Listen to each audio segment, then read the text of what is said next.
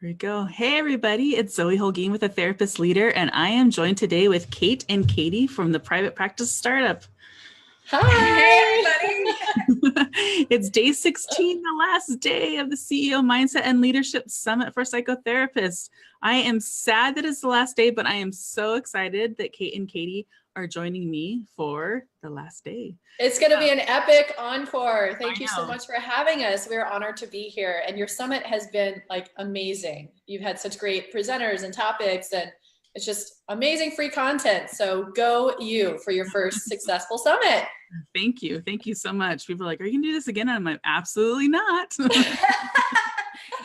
and done. Famous last words. Yeah, exactly. Well, how could I top this? And this is, how can I top this day too? It's going to be amazing conversation that we're going to have today. So if you're here with us live, let us know, say hello. If you're watching this on the replay, let us know by saying replay. So for those of us who don't know you, who are Kate and Katie with the Private Practice Startup? Kate, you want to tackle that one? Sure. Yeah. Normally we're like side by side. So now we'll have to do like a presentation, raising hands, like my turn. Right. So we're Kate and Katie with the Private Practice Startup, and Katie and I have been in business together since 2014. We've known each other since 2006. And so we go way back, and we've worked so well together in the business capacity. We both have different strengths that we bring to the team. And with the Private Practice Startup, we specialize in working with mental health professionals who want to grow their practice from startup to mastery.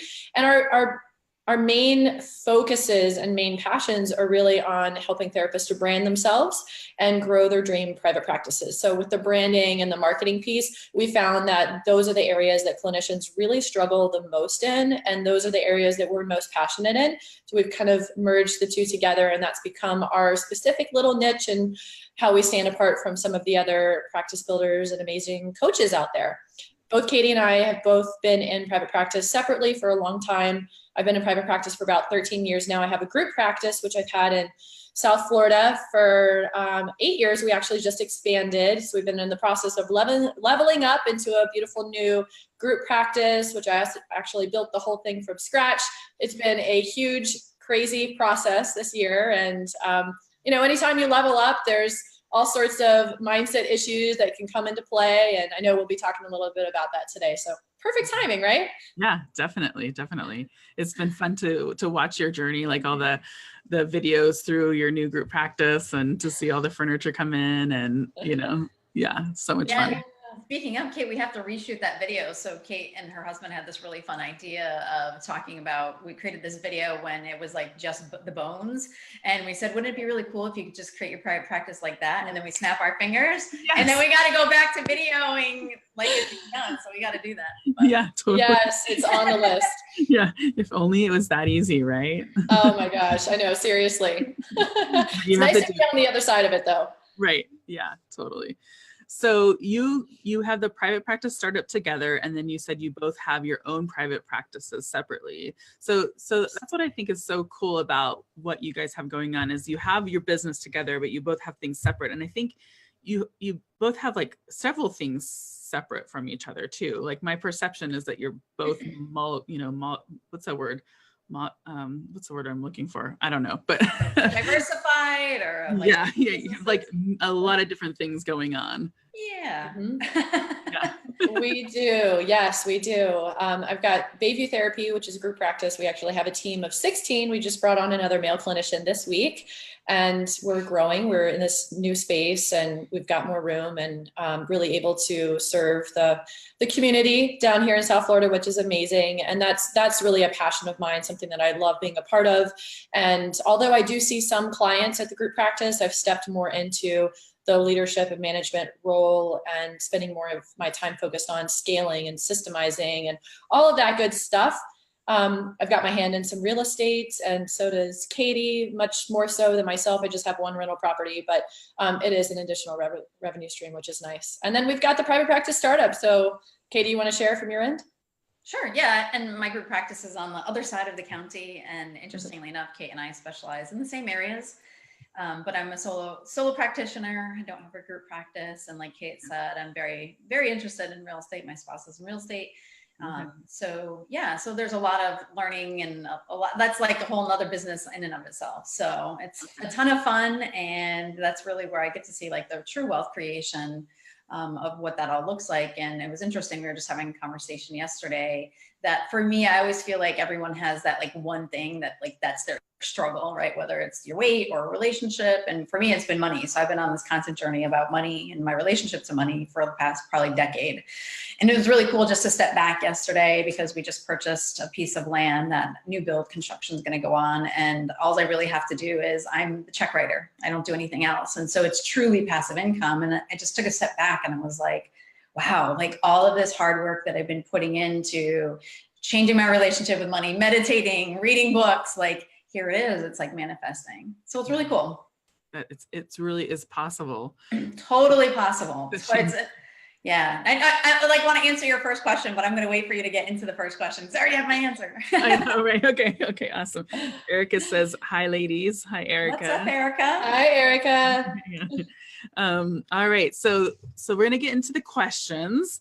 If you have questions for us, please drop them in the comments. We love questions, so keep them no holds bar here, especially on the last day of the summit, right? Yep, keep them coming, all access. Yeah, all access. Everyone. All access questions answered. Right? Exactly. All right, your greatest challenges as a business owner. Mine is simply yourself, or I should say myself. I grew up in community mental health, meaning I was in community mental health for 11 and a half years. I thought I would live and die in community mental health. And that just sounds like so sad when I say that. But interestingly enough, my staff was the ones that said, you're too good to be here. You need to go into private practice. So they pushed me out. And, one of the reasons I absolutely love business and like business is my passion, it might be for someone else. I don't know, underwater basket weaving, but business is my passion because it's this constant reflection in the mirror. When you do something, it's you get to be responsible for all the successes and all the failures. And so it's this constant feedback loop where, I get to be challenged by myself and see what I'm creating. And yeah, it's such a cool process being able to be rewarded by all your successes. And when you mess up, you're like, okay, well, that didn't work. And now I can either choose to just kind of like go into victim mode and be like, it doesn't work. I'm not going to be in business. I'm out. Or you can say, that didn't work. What are we going to do about it?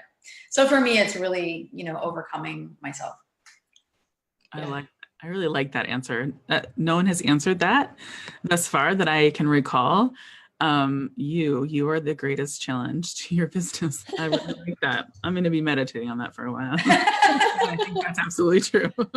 I say that calls for a self five. So when no one's around to give you a high five, you go like this, you're like, self five. Exactly. It's encouraging of yourself. So yeah, exactly. I like that. Yeah. Self-validation. Right. Yeah. Awesome. I mean, I really agree with what Katie's talking about in terms of our relationship with ourselves, both personally and professionally, and we can only go as far in business as our mindset will allow us to go. And if there's some stuff that we're not addressing, whether it's money mindset stuff or leadership challenges or having difficult conversations that need to be had, we all can have those challenges. I certainly have over the years. I would say some of the biggest challenges under that umbrella have been really being able to stay true to myself in terms of setting boundaries and not taking on too much. It's hard when you're so passionate about business and you love marketing and you love seeing the business grow and impacting so many lives, and at the same time not taking on too much with having two businesses and then also having a family. And I have a son who's turning 4 next month. Sometimes it can be a lot to juggle. And so having those boundaries with myself and being really firm about, okay, I'm not going to work on the weekends. And here's the days that I'm going to see clients during the week. And here's the days that I'm going to work on the private practice startup stuff. And here's the days I'm going to work on scaling the group practice and growing the group practice and systematizing and all of that stuff. So really juggling that schedule so that I can be really present when I'm at home and, like creating new family memories and spending time with my son and my husband and all of that, and not just getting sucked into the computer or working on, all these different projects. That could be a big challenge for me. And then also I would say in terms of Like that's kind of the relationship that I have with myself, right? And if I'm looking at some of the challenges in terms of my interactions with others, having the group practice earlier on, I made some decisions in terms of who I allowed to come on and be a part of the team that I wouldn't make now. I would, we've got a really clear culture developed now, and it's very clear like who shares our values and who shares our same belief system and who would be a good fit for that, and really staying true to the integrity of the culture and of the brand and of our community. It's kind of like a family that we have, and trusting myself more now to not just bring on people, just to bring on people, right? To be, if there's ever a red flag or something like that, to really trust my own intuition and making sure that I'm attracting people and accepting people that really are going to be a great fit for the team. And then learning from those experiences of people earlier on, over 8 years ago when I first started, being able to have some of those difficult conversations that can be really hard being in the leadership position, because I tend to be someone who, I'm a little bit more of an introverted person, and I don't love conflict. That's just something from my family of origin that I kind of grew up being like the peacekeeper, and found myself as a therapist because of that role. And so earlier on in the group practice, it would be really stressful and really hard for me to have some difficult conversations or address things as they came up. And so learning to have more confidence in that area and really find my voice and assert myself and ensure that I'm, having some of those difficult conversations, I'd say that would be another big learning curve for me. So long-winded answer to your question. But yeah, that's what I have to say about it. And I would just say you do that very well, Kate. Like, I mean, I know because I get the behind the scenes conversation, but you would never know. I always laugh. I'm finally used to Kate saying she's an introvert, because you just would never know. Right. Yeah. It's like that ambivert, or that I'm an INFJ, right? So we like the introverted extrovert. So everybody thinks we're an extrovert, but really introverts. Yeah. You and I, Zoe, we are the same. I'm an INFJ as well. Yeah. Right. Yeah. Like, you're an introvert? What? I'm like, you don't understand. Like, I look like an extrovert, but all I want to do is go into like a dark room right now. Yes, I have to have my time just to myself. Whenever we have big events or something like that, it takes me a couple days to recover from that, because it's just not something that, it doesn't come natural. There's something about doing things online where it doesn't feel as like it takes as much energy, and it's pretty cool because we can reach such a bigger audience by doing things online. I'm sure you probably have a similar experience. Yeah, definitely. Yeah, we got some INFJs in the house. So, whoop, whoop. Yeah, right. Becky says hello. Yeah. Awesome. Hi. Hey everybody. Awesome. Greatest wins as a business owner. Greatest wins as a business owner. Gosh. Well, I have to separate my mind in terms of which business I'm thinking about. So with the group practice, I would say the greatest wins are being able to step back and not having to work in the business all the time with clients constantly, to be able to step back and only see a handful of clients, really scheduling 2 days of 3 clients each day. That's where I am at this point. And being able to grow everybody else's practices to the point where they filled their practices, they're seeing the clients that they love the most, they're making a really great impact in the community, and I can be more involved on a higher level. So being able to scale and grow the business from that way and still have that great impact and that great reach in the community, that's something that's really, really rewarding. And then in terms of the private practice startup, it's really, Katie and I, I guess it's coming up on 2 years at this point, we pivoted from being more generalist to really honing in on the areas that we saw clinicians struggling the most in private practice with the branding and marketing stuff. And that's where our greatest passion lies. So once we pivoted and we really niched in that area, we've been able to just truly love the work that we're doing and impact clinicians' lives on such a great level. And it's also helped us to decrease the overwhelm of having to do all the things all the time, and really just honing in on our core 2 products. We've got the private practice paperwork, attorney approved private practice paperwork. And then we also have this e-course and coaching. And it's really those two main products, and everything we do is to support that. So that's been a huge win for us, being able to step back and just hone in on those areas. Nice. Yeah.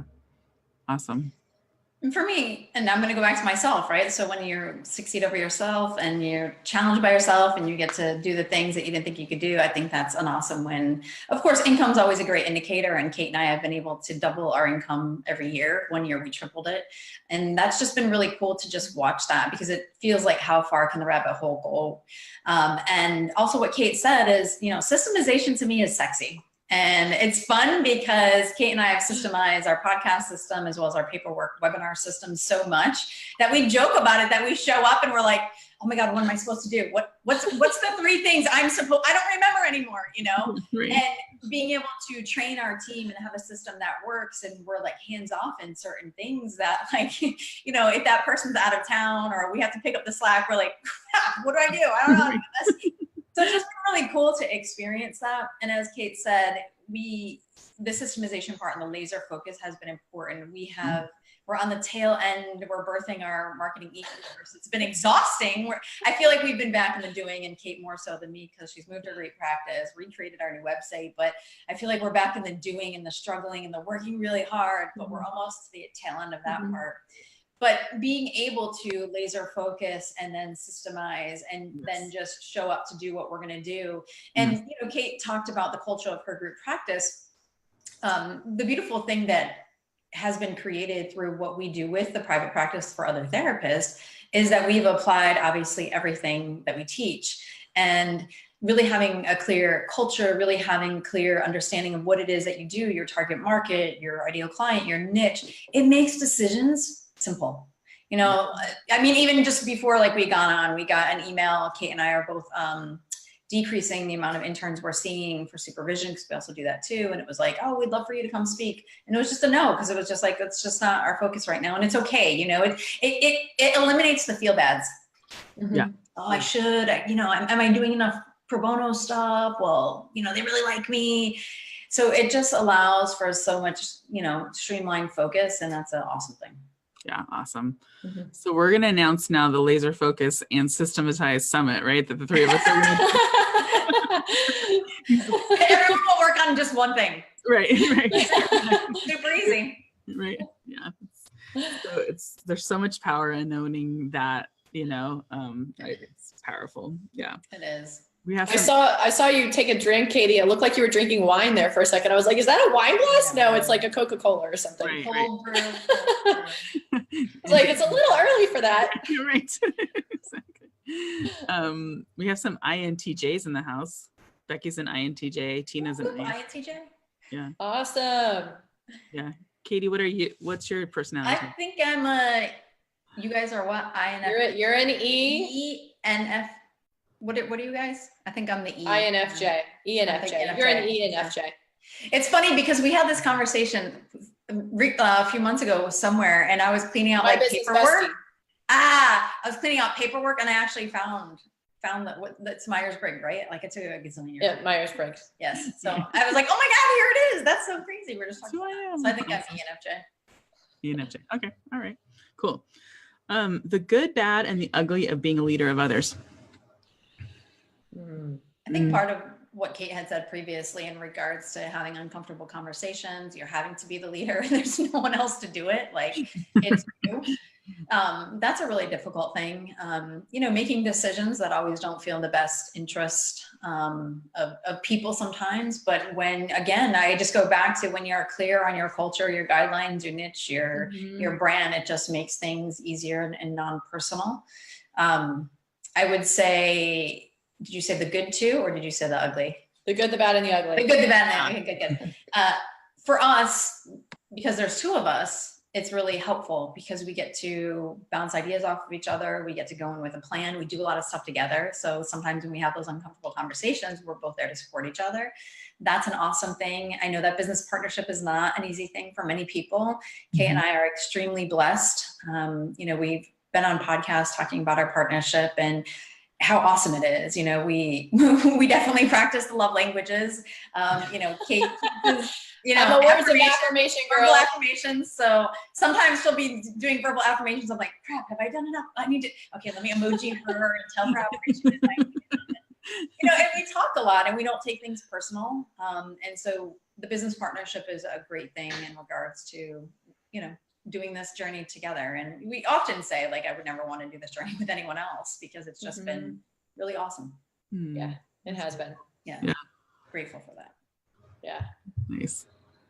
Yeah. So I mean, I think I've kind of touched on some of these things before. The good is that you're your own boss. You can create your own schedule. You're in charge of everything, which is so amazing. You can see the clients that you really want to see, the people that you were really called to serve. You can work when you want to work. You can not work when you don't want to work. And, you know, there's just being able to have that freedom and flexibility is incredible. On the flip side, it's, you know, it's all on your shoulders. And it can be sometimes difficult to, I know for me, I can be the hardest boss on myself that, you know, way harder than any other boss would be on me. And I've had to really work on that over the years of not having such high expectations of myself and not getting caught up in perfectionism and all of that. And earlier on in my journey, I definitely struggled with that. And then as you grow your practice, and especially with the private practice startup in the online world, as we grow our presence and as we have a lot of appearances and presenting, and you're just really in the public view. Earlier on for me, that was pretty difficult because I am more of an introvert and I'm not someone that loves public speaking or anything like that. It definitely does not come naturally for me. And there's been a huge learning curve in terms of getting more comfortable being on front of the camera. And now we've done it like hundreds and hundreds, probably close to 1,000 times. And so I'm super comfortable in front of the camera and I've been able to overcome that. And I don't have that ideal of it needs to be perfect. Like, people connect with imperfect, people connect with our personalities. And once we've been able to really just become more authentic, and even with our podcast journey, you can see that if you go back to earlier episodes, we've been podcasting now for 2.5 years. If you go back to earlier episodes, it's so structured and you don't see our personalities. And over time, we really just became much more authentic and our personalities come out. We have a blast. We have so much fun with it. And our numbers have just grown and grown and grown. People really are attracted much more to that. So, I mean, that's not really like a bad or ugly. It just kind of is part of the journey. Yeah, I think it is a good thing, right? Because I think there's that fear there at first, right? And then when you exercise it and you go into it, and it's interesting, some of the most successful things we've done have been like during one of our paperwork webinars, like we're like literally ready to like hit the record button and start the webinar. And I push my computer and a glass of water goes all over the place, right? Like waterfall all over and so we're in this mad dash throwing things and like sweating. And then we're like, okay, great. I was like, let's just bring it right in. And when we do bring that stuff in, because that's just reality and what's happening and whatever it is, or we're sick, it just seems to go like way better. It diffuses things. So I think being able to feel comfortable with that and then seeing such a great result and just being authentic has been a really great thing. Right. Yeah. I love that idea of just showing up. The more you show up, the more you just be comfortable with who you are, the more, people are attracted to you, the more people listen, right? Like, what a cool thing to like know about life, and business. Right. And a lot of times, like, I've also realized for me, like, I'll do it to just like manage my own self in the sense, we had a paperwork webinar, I don't know, a few weeks ago. And sometimes I just get excited and anxious or talking really fast and then I'm tripping over my words. And so I just like bring it in there and I'm like, okay, guys, I'm just going to take a deep breath. Like, what's going on here? And so I do. And like, I calm down. It's not in my head anymore. And I can be present again. Right. That's just been really nice. Again, like I said, to be able to live into. Yeah, totally. So Hope says that she loves this talk. Katina asks, what's the name of the podcast? The Private Practice Startup. Awesome. Hope, awesome. Thank you. Yeah. And Beth asks, hardest part of the partnership, areas that took work. That's a great question. That is a good question. So one of the things I would say is having more clear roles. We're really clear in our roles now. There'd be like early on, like Kate and I would both be answering the same email at the same time. People would get 2 different messages from us, and then we have to apologize. So that was, I mean, I wouldn't even say it was difficult. We were just having this talk yesterday. I said, I don't know, Kate, is it because, you know, we're both very empathic? Do you think it's because we're therapists? But there's just this constant, you know, sometimes checking in, and we call ourselves out. Like Kate had even said, like, I don't remember what word you used yesterday, but you're like, you know, I don't know if because of everything going on, I might have been irritable or whatever. I was like, no, I knew you got a lot going on. It's okay. Edgy, maybe. Edgy. Yeah. I was like, I'm sure you've noticed I've been a bit edgy lately from like the group practice build out and move. And then we just launched the whole new private practice startup website, which we're so excited about. That's been a big labor of love too. So sometimes there's just life. I mean, yeah, life happens. And sometimes things happen. Like the past year and a half has been a pretty rough personal time for me in terms of some losses and things that I've gone through. And during difficult times like that, it's been so amazing to have a partner, you know, and Katie and I really do work so well together. We've never had a situation that's been, that's made us question our partnership or anything like that. We, for the most part, just work so well together as a team and are constantly communicating and, you know, just tweaking things to ensure that they're working as well as they need to be. So we've been really blessed to have a great partnership, and it's kind of like a marriage, you know, we've just got a really solid foundation. And we actually worked together for 3 years because I was the president of the Broward Association for Marriage and Family Therapy, and Katie was the vice president. We worked so well together, resurrecting this whole chapter and creating this thriving, basically nonprofit business and community. And so at that point, we realized we worked so well together that we didn't just jump into business together, into that marriage. We really took our time. And we dated for 3 years. Yes, we did before we tied the knot. Right. Yeah. Then we made it legal. We went on sunbiz.org and made it legal. There you go, right? One of the things that I've definitely shared when we do talk about our partnership, and if anyone's considering a partnership, or even if you're in a partnership, my friend had given me, she's an attorney, and she gave me a really good advice, which was talk about the ending of your partnership. Like what happens? What happens if you have this big fight? What happens if one of you wants to leave? What happens if you both want to close the business? What happens if one of you dies? That was just really helpful advice. And Kate and I had a whole conversation through that. And I think it's helpful. I know it's like when we talk about like marriage, like it's taboo. Like a lot of people don't have prenuptial agreements because they don't want to talk about the end, or they think that's a bad omen, but I think it's important. Yeah. Of course, things can change, but it was cool to be able to just have that discussion. So we're clear. Yeah, I think that's so key, is talking about the end before you even begin, you know? Yeah. I think if your relationship, you know, can't tolerate that, then you need to kind of question having that partnership. Yeah. You know? Exactly. And I think it's for the protection, right, of the relationship to be able to tolerate that. So yeah, that's cool. Yeah, I think people think it's an anomaly, right, to have this good partnership. And I think that it's possible. It just takes a lot of work, just like a man. It takes totally. A lot of work, and it takes a lot of internal work, right, and a lot of external work. It does. You know, you two obviously are committed to doing the internal work, and you're committed to the external work of being together and being partners together. Mm-hmm. We've also worked a lot on our brand too, and like we've worked a lot on our relationship together, our roles, our responsibilities, and clarifying all of that, and then also our brand. So we know our core values and our culture, and we really ensure that our decisions are staying in alignment with that. And that's something that really helps to be our guiding post. Really makes a big difference. Yeah, definitely. Beth says, thank you. Just started a partnership. Love the end advice. Awesome. Good. Hope you put that. Good luck to you. Yes. Yeah, that's cool. Awesome. Okay. How did you transition into the CEO mindset of your business? Your businesses? Well, 13 years ago, when I jumped into private practice, when I was in grad school, I knew I wanted to go into private practice. I come from a family of entrepreneurs. And so I always had this innate belief that if I build it, they will come. like we call it the field of dreams mentality. And you'd think that coming from a family of entrepreneurs that I would have had a lot more instilled in me in terms of what it takes to actually run a business. I had none of that. I just had this crazy drive and ambition and passion and determination. And I just knew that I would learn along the way and figure it all out. And eventually I would succeed.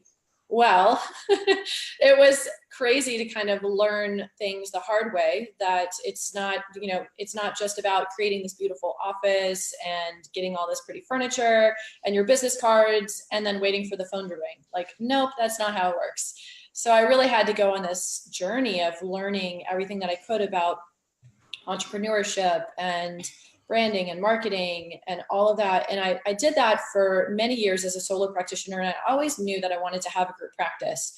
And so although I was getting more comfortable with the CEO mindset, I don't think that it truly really kicked in for me until I was in the leadership position of owning the group practice and really understanding what it meant to inspire other team members and deal with situations that arose, and creating the whole brand and culture and ensuring that people were, staying in alignment with our values and our culture, and having difficult conversations and being able to just deal with things on that broader level. I think that's really when I grew into more of the CEO mindset as opposed to when I was a solo practitioner. Nice. Yeah. For me, my journey actually started way before I was in business. So at the very young age of 26, I was promoted into management and leadership. And so I saw my own evolution in regards to that. So the leadership aspect is something that I came into business with, and that's been extremely helpful. But at 26 years old, working for a nonprofit, you get promoted because you're a good worker. Probably your productivity is good. You're on time. People like you, whatever. It has nothing to do with being a leader or manager of anything. And I didn't trust my staff. I would audit their charts for them because, I was like, oh my gosh, the audit's going to, look bad on me. And so I'd stay at work till 10, 11 at night. And I was like, this is ridiculous. So I began the journey of myself, really like looking at that for myself. And then I was able to really shift and change, and I have a lot of long-term relationships with a lot of people that have worked for me. I call my team. And so that's just been really rewarding to transition through that over time to really, I became of the belief that if I take care of my team will do the work that they need to do to take care of the clients and everyone else. And it's just this reciprocal process. I think that there's a lot of issues in business where it's like that top-down mentality. When you have your true CEO of a huge company, right? Like they're so disconnected from direct line staff that they don't know what's going on. Mm-hmm. I would never ask my staff to do anything that I wouldn't be willing to do. So, I also really fostered a culture of growth, right? So a lot of times we would focus on things that they want, focus on things outside of what they want. And Kate and I still do that today. Mm-hmm. We have a team member locally. So Jessica does our marketing, and then we have a virtual assistant in Africa. And, with Jessica, like we coach her on her practice and are there for her with what she needs in regards to how we can help her grow and advance, and interested in that. So that's been really helpful. And I think, again, along just the journey of going into business, right? Like you're constantly, in order to grow, the lid theory is I can only grow as much as, I have the lid for. So it's that constant curiosity. And now, Kate even said to me the other day, she's like, I'm just impressed with the amount of books you've been reading. And I'm just at this place now that I don't like TV as much, and I'm reading more. Like it's just this constant like desire and thirst for learning, growing, and everything that I read or do, it's like if I just take away one little thing and apply that or tweak that and see what difference it makes. So I love it. I don't know. And she shares with me all the Cliff Notes versions because I'm in this place where I'm juggling so many things and doing so many things. And I listen to podcasts and webinars and stuff like that. And I definitely do that while I'm on the go and making the best use of my commute time. But sitting down and reading a book, just with like having a toddler running around the house, right? It's just not possible. So Katie will be like, I just Audible in the shower. Yes, I listen to a lot. Yep, Audible and podcasts and webinars and stuff like that. But it's great because Katie will be like, I just finished this book. Here are the Cliff Notes. And she'll share it with me. So I get those nuggets of information, which is and then we implement them. Yeah. Depending. Perfect. Perfect. And then I'll send to her and I'm like, hey, you got to listen to this podcast. This is awesome. So I kind of share that as well. Right. Yeah. No, it's like the best of all worlds right there. So you guys get everything between both of you. I love it. Yeah.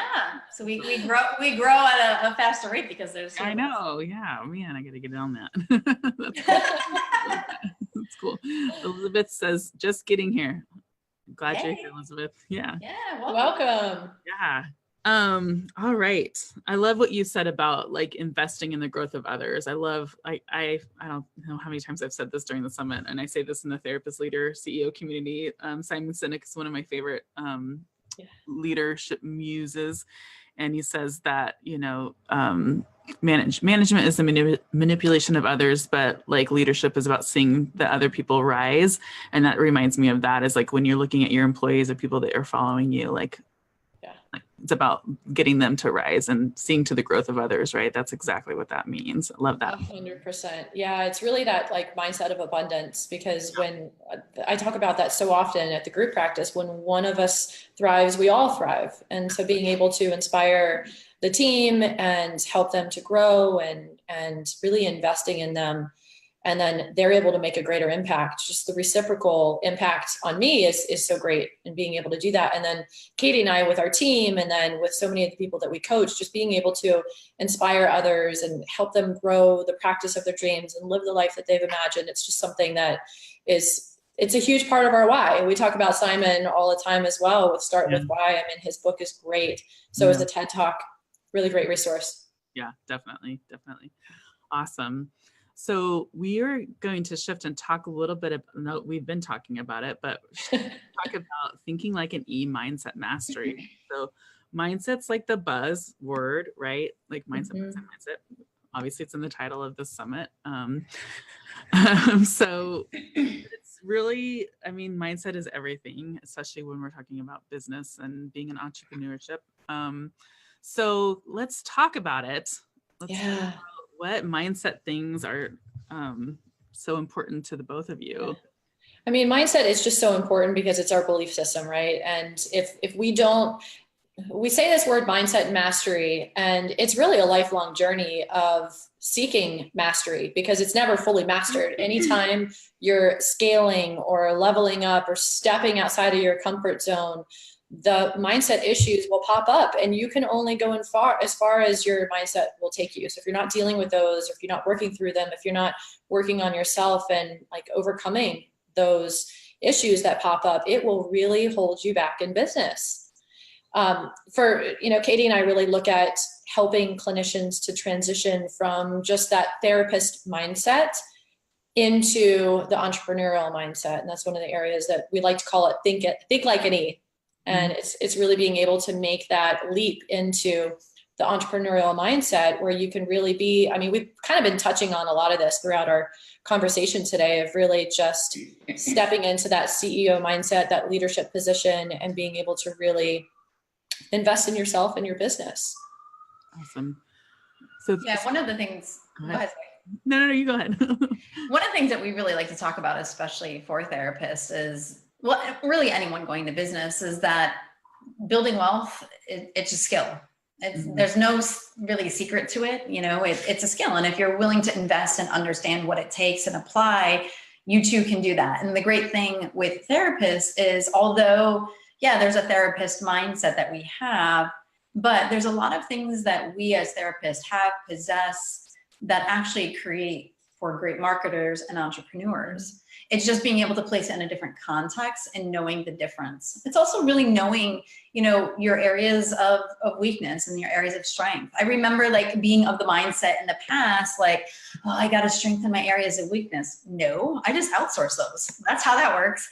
And being able to willing to let go, that you don't have to do everything, that this is a skill, that it is something that you need to work at, that it is something that you need to constantly challenge yourself with, because that feeling of letting go or losing control, if that's the fear, you got to exercise that. And it's the willingness to step into it, right? It's not playing safe on the sidelines, and thinking and looking, and maybe I'll get in there, maybe I won't. It's stepping in and doing it and figuring out as you go, and getting support and having mentorship. Yeah. Like there's just so much to it, but it's a really cool place to be. I don't know about those listening, but I know for me, something that really inspired me to want to be a therapist was to help people. I really just wanted to make a difference. I wanted to help people. I grew up as like the peacekeeper in my family and just wanting to make sure people were okay. And in that role, I often was so focused on other people. I wasn't as focused on myself and what I needed. And as I got into the field to really make an impact, that's something that I know I experienced in terms of my own journey. And I've heard a lot of other people have also experienced similarities as well. And when you step into, I mean, the therapist mindset is important, right? It's not that we want to eradicate that altogether. It's about being able to have both simultaneously that really complement each other, because there are so many skills that are transferable, like Katie was talking about. And with therapists, we want to make an impact. We want to help other people, but sometimes that can be at the detriment of ourselves or our business. And being able to have some of those boundaries that we can put ourselves first and also be there to help other people, right? We can set those healthy boundaries for ourselves. We can determine our worth and our value and what we want to charge. We can determine what our boundaries are in terms of our schedule, of when we're working, when we're not working, and not bending over backwards to see clients, at their beck and call, and having those healthy boundaries. So it's really being able to have both simultaneously. And some of the great skills as a therapist that we have transitioned so incredibly into marketing. And that's another area that Katie and I are super passionate talking about. I mean, therapists are amazing at empathizing with people, at being able to join with people and connect with them, using client language, summarizing, validating, and then inspiring people to take action towards their goals and dreams. All of that is marketing. Like every single step along the way, that's all transferable into marketing, which is part of the entrepreneurial mindset. So it's good stuff. Absolutely. And I think about that too, as we empower clients to think about like their value and worth, right? And how that translates into like, building wealth and seeing ourselves as valuable and honoring our time, right? It's all the same. It's all that kind of like, you know who you are, like believe in yourself, think of yourself as valuable. Don't deal with that, so-and-so person. Like, it's like, then I was thinking more like SOB. I think that's where you're going. Yeah. Trying to keep it a little PG here. That's why I said SOB. Yeah, right. I'm not really PG in my life, but I just think as you were sharing that, I was thinking like, how do we kind of internalize that, right? When we're thinking about how we go about setting our schedule, how we go about setting our fee, all those different things, and how we go about not bending over backwards, right, to accommodate everybody. Those are some of the things that I've been like learning, and so true. So true. And even with ideal clients, right? Not saying yes to every single person that calls, because every single person that calls is not going to be the best fit for you, nor you for them. And to be able to stay in alignment with who you're really called to serve and the people that you're most passionate about and most skilled to help, you're going to do such a better job at that. But yeah, I mean, there's just so many categories where it pops up. Yeah, exactly.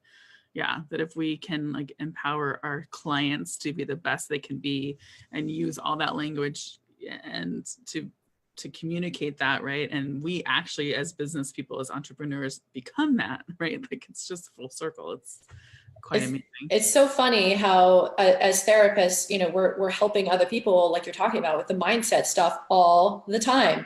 We're helping them with their belief system, with their value, with boundaries and all of this. And then a lot of times therapists just assume, oh, I got the mindset stuff covered. No, it's a lifelong process of working on this stuff for sure. And it's a different context because we don't usually see the isomorphism in what we're talking about. Like after our session, we don't then go ask ourselves the same questions we asked our client, right? Mm-hmm. Say like, oh, that's really interesting. I asked them, let me ask myself that about my business. We don't do that. Yeah, no, absolutely. But it's there, it's accessible, and we know it. So it's being able to apply it to what we do. Right. And I don't know if this is true for you, I'm sure it is, but the more that I have asked myself that question and have up-leveled into that clinically and in business, the more I've been able to command a higher fee, right? Or whether that be in my coaching fee or whether that be in my clinical fee, the more I have been able to up-level you know, when I've faced those blocks, right, or mindset issues, the more I've stepped into that, the more I've gotten through those things. Yeah, it's so true. Yeah. Yeah. So what are some of your mindset practices? Like, what are some of the tricks? Give us all the good stuff. I'm so glad you asked that, because that's another thing that we talk about and believe in. And, you know, for me, and it's, I don't know, I just feel like a lot of reflection already happening this year for me. But back in 2015, I did a year-long business coaching. And so one of the mindset things is mentorship, you know, and hiring coaches. If there's something that you want, like, it just beg of you, please don't do it yourself, you know, unless you already know how to do it, but hire someone. Because when you input the work into a step-by-step proven system that works, you will get the results as long as you do the work. Like, so that's one thing. So, you know, hiring people, coaches, mentors, mastermind groups, but also setting yourself up with a success practice. And for me, I have a rule called me first, right? So it's me first in the morning, because if I don't do that, I will not do that. So whether that's reading, excuse me, working out, meditating, those are really important things. And I've finally, after like 4 years, like, I feel like I'm doing that as consistently as possible, but I'm finally in that groove. So it's not giving up, but it is being able to commit to that. And when we talk about things like clients and setting boundaries, it's like, well, where do you set the boundaries with yourself?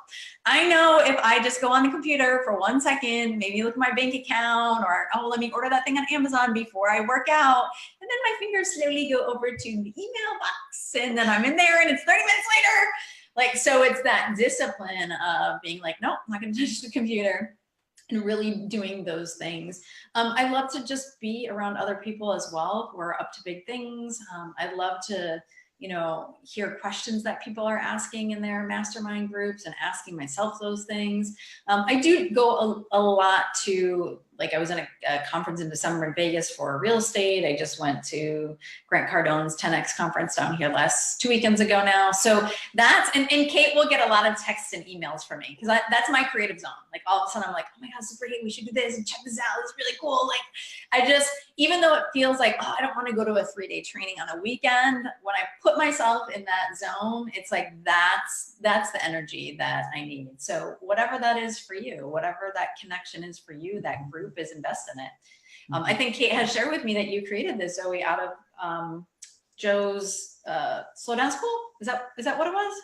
I created it. No. I did next. Allison's next. It was, okay. Yeah, it was next. Okay, yeah. But right, so exactly what I'm saying is, like, you committed to giving to yourself, and then the creation flowed, and here's the manifestation. So that's awesome. Yeah, I paid so much money last year in coaching. So much money. I did like multiple things. So I can't say that's coaching enough. Yeah, that's awesome. That's so awesome. Yeah. In addition to what Katie said, I would agree with everything that she said. And I'd also add, really a big thing for me is carving out time to work on the business every week, not just in the business, because that's really what propels it forward. And then being able to really sit down, work on the goals, the next 90 days, next, the half of the year and the year, and being able to really create those step-by-step plans to reach the goals, because the goals oftentimes are a huge stepping out of my comfort zone. And whenever I'm leveling up and stepping outside my comfort zone, the mindset issues will come up for me. So being able to really acknowledge what is coming up, and how can I get curious about this, and how can I overcome this? How can I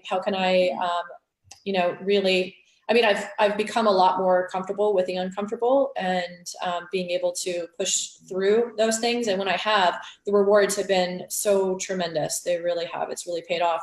And then also in terms of personally being able to invest in therapy. And I saw an amazing hypnotherapist last year. That was a huge resource of being able to invest. So in addition to that, the coaching, the trainings, constantly listening to podcasts and webinars and things like that when I'm commuting or driving somewhere, and then just having time to disconnect, and just be present with my family and do fun things. That is super important for my mindset as well.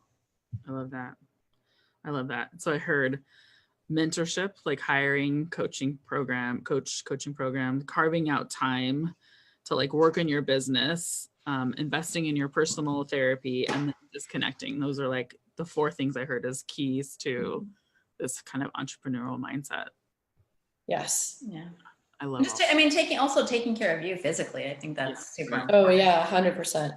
Self-care, exercise, you know, good foods. I mean, it says it, but it is really important. Sleep. Sleep, yeah. That's important. Yeah, totally. Getting the right amount of sleep, eating the right foods. Yeah, awesome. Yeah. Awesome, cool. So Chrissy's saying some nice things about me. Well, share them. I know. Says to my Simon Sinek, I think, comment like, beautiful Zoe, we have to help our people do better as people and as employees. We have to see them as whole. I love it. Absolutely. That is great. Yeah. And then she says, Zoe's helping me double my income monthly. So Chrissy's one of my coaching clients. Woo-hoo! That's amazing. Yeah. So cool.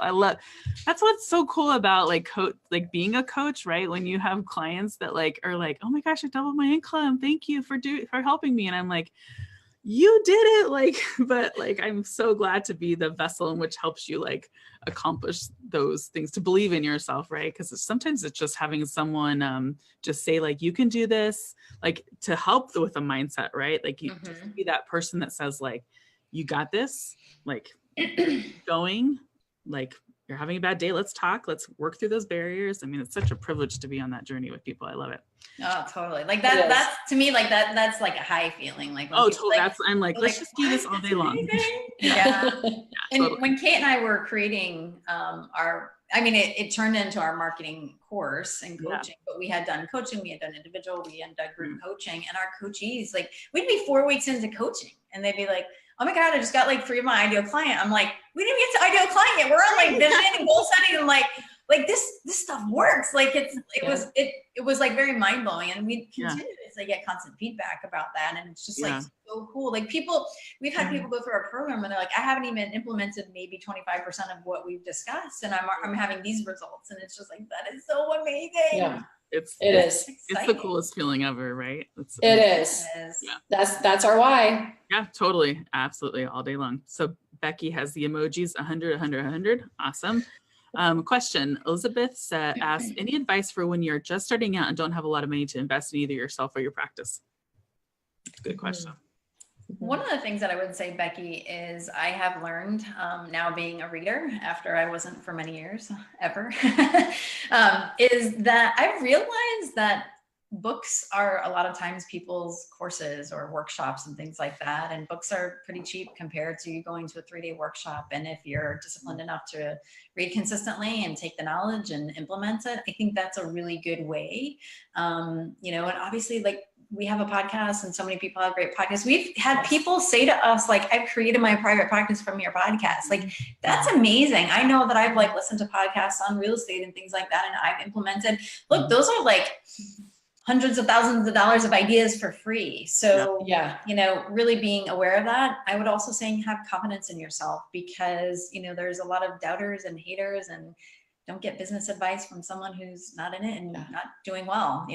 Someone has a job and they're giving you business advice and you shouldn't do that and they've never run a business, that's not the person to do it from. And then surround yourself with people who are doing what you want to do. Yes. Surround yourself with people, find mentors that you can work with and that you can align yourself with that are really going to help you grow in that way. And then as you start making some income, definitely put some aside so that you can reinvest that in yourself, and then marketing as well. It's so important to have those two areas that you can really start to build, that you can invest in. There's a great return on that investment. Yeah, I'm glad that you said that. And I just want to like reiterate that one of the things I didn't do coming into business. Oh, wait, I didn't have any plan. Right. Okay. Anyways, so not only did I not have a plan, but I wasn't saving any money towards marketing. I cannot say enough about what Kate said is put 25%, maybe more to the side, because if you really want to grow and grow your business fast, is you have to market. Like that's the way you're going to market with your time, your money, or both. And if you don't have money set aside to do that, it's a long process. So. Yeah. It is. And listen, time is money. You're going to pay one way or the other. If you want to, Katie and I know because we experienced this. We learned things the hard way. It took us a really long time, a long, slow, painstaking process of making a million mistakes and also having a lot of wins along the way too. And if you whether you go the long way and it takes a really long time and a lot of energy and a lot of trial and error, you're still paying, right? So it just depends on where you want to pay with that time and with that money. If you think about what your hourly rate is in private practice, whether it's, I mean, on the low end, if you say $100 an hour, $150 an hour, think about how much time it takes to learn this stuff the hard way and how much that's actually costing you. And then you look on the other side, the flip side of actually investing in a coach or a mentor or a program or a course or a training or whatever that might be. The return on that investment is so much more, because even if you get one client out of it that you see every week for a couple of months, it's like more than paid for itself. So when you look at that cost benefit ratio, I encourage you to really think that through. Don't make the same mistakes that we did in being able to, because it really did it took a really long time, and we paid for it, and we also paid a lot in investing in coaches and trainings and all sorts of different programs too. And speaking of time is something that you're not going to get back. You can't yes. create more time. You can create more money. My business coach gave me a challenge one time of asking myself 365 ways to make money. So if money is the issue, ask yourself a really great question is, how can I make more money right now? You're going to like speed up the time process and not have to wait. So find ways to make more money, to invest. And so that's another possibility as well. Such a good question. Yeah. But I mean, it's ridiculous. And it's funny. I remember driving down the street. I'm like, palm trees. How can I make money with palm trees? Railroad tracks. How can I make money? You just start to brainstorm and see what flows, rather than giving ourselves a yes or no question, a closed-ended question, and just shutting our mind off. So, yeah. And I think your advice is so good. There's so many podcasts, books. There's, a lot of the people that are in this summit, including you two, have great freebies that people can download. There's a freebie attached to today's that you guys have provided, that those will get you more than started and get you familiar with every practice builder that is out there. And everybody. And the Facebook groups too. A lot of people have Facebook groups. It's a great community. Yeah, exactly. And I'll give you a ton of information to at least get started. Yeah, but the coaching is and the programs that are offered are so essential to give you that when you're ready, to give you that final boost. And every coaching program most of them that I've invested in have definitely launched me to another income bracket. So yeah. So tell us about where people can find you, the freebie that's attached. I know you guys have a cool program that's coming out soon too. We do. Tell us. So our website is privatepracticestartup.com, and we just actually launched a new website. So if you've been there before and it looks different, you're right. And if you've never been there before, welcome. There's lots of stuff there for you guys. In regards to the freebie that we have is our brand values assessment. So obviously Kate and I have been talking quite a bit about branding, marketing, and thinking like an E. And we're super passionate about that because each of you has your own awesome brand, and we really want to help you shine in the area that you are meant to shine in and attract the clients that you are meant to serve, because that's what lights you up and that's what lights your clients up. Our marketing e-course and coaching is coming out. We wanted it to come out in the fall, but holy cow.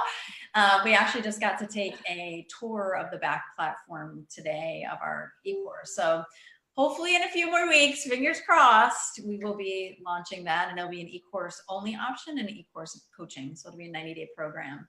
So we're totally excited about that. It's so much it's been a lot of work, but we've had a lot of fun too. And we can't wait. We have, Just to summarize on the high points of the program, we're talking about mindset, we're talking about branding, we're talking about ideal clients, creating marketing message. Dream lifestyle. Can't forget that piece. Nice. Marketing messages. We talk about websites and therapy directory platforms, and then marketing strategy at the end. So that's kind of like the high level of what's included in the course. Yeah. That is one to watch out for, everybody. That's exciting. So very cool. What we'll do, if it's okay with you, we'll put the link for anybody who's interested in getting more information about the course. We'll put the link in the chat and you guys can check that out. Also, we would love to invite you guys to join us on our Facebook group. If you go to Facebook and search the Private Practice Startup group, we will approve you, and we'd love for you to join us there. We'll put the link in the chat for that to make it easy breezy for you guys as well. And we have about 125 podcast episodes that are released. It's all free content. So we get emails from people often who are like, oh, I just binged on so many episodes. They're so awesome. Thank you so much. Yeah. So definitely check that out as well. Yeah, you two are an invaluable resource. I love the questions you've been even asking in the group lately. Just, you just really try to get people's feedback and how they feel about the community and podcasts and what could be done better. And I love that kind of like community aspect of what you guys are doing. So yeah, everybody join. Yeah, we really want to be of service and making sure that we're serving our community in the way that it needs to be served. Well, it's so, you talk about culture and what you're doing like in your groups, and you definitely do that within the private practice startup. So thank you. Oh, well, we're glad that you're a part of our tribe. Yes. Yeah, oh, definitely. I'm there. So awesome. Well, thank you two so much for being here. I was telling them before we started, I'm just like been tickled pink that they wanted to be part of. And we're just normal people, everybody. We're humbled to be here as well. I know. I was like, what? That's how I felt with everybody. I'm like, what? So yeah, thank you so much for finishing out the summit with me. This was awesome. Yeah, this has been such a great experience and such a good day to finish out the summit. So you have everyone got a ton of value, and we hope we were of service to you today, because that's really why we're here. So thank you. Thank you everybody who joined us both live and in the replay. If you guys just take even one thing away from our talk today, we hope that you implement it, and it's super valuable. Kate? Yeah, I was going to say, what are you doing to celebrate the completion of your like badass summit? This has been an amazing experience for people. Kate, it's a PG. You just asked. I know. That's okay. It's okay. We've had other people that have not been so PG. So tomorrow I'm heading out of town to Peek in New York with my family. They're going skiing. I am not. I will be like belly up to the lodge bar. I was gonna say, are you snow bunnying it like by the fireplace? I'll be snow bunnying it, probably with my journal, reflecting on the summit with some good books. And I'm doing that. But That's I'm also gonna pop probably back into the group and give you all like an announcement. I'm probably going to come back and do a training of my own. Too. So the summit is, over, but it's not over. It's just the beginning. It's just the beginning, people. But yeah, that's what I'm going to do to like celebrate. Just get out of town. Decompress. You deserve it. Yes. Wait a second. I have a celebration for you. Oh, good. Yeah. Our authenticity counter. That's how we celebrate sometimes. I knew that was coming in. As soon as I saw you reaching, I turned down my volume. I'm like, oh, let me not blow out my eardrums. Exactly. Sorry, guys, who didn't get the warning. Right, exactly. Sorry, everybody. That was special, bonus gift. How about, so for everyone who's still on, why don't you guys like give emojis and show Zoey some love and everything that she's completed and everything she's been delivering to you guys. Like, let's give her some love for what she's created for you guys. So. It's a lot of work to do something like this. You did an amazing job. Thank you so much for having us on. We hope this was helpful. And it's been so awesome connecting with you. We look forward to staying connected and continuing to inspire those listening, watching from Startup to Mastery. Yeah, there's so much good information on there. Tanya, quick question. What's the name of your Facebook group? The Private Practice Startup. The Private Practice Startup. Yeah, if you put that in, and we'll put the link in the chat so you guys will be able to find it. We'll put all the things. So all the things. All the things. We'll put them in there. Awesome. All right, everybody. Bye, guys. Thank you guys for being here, and we'll see you later. All right. Awesome. Bye. Thank you. Bye-bye.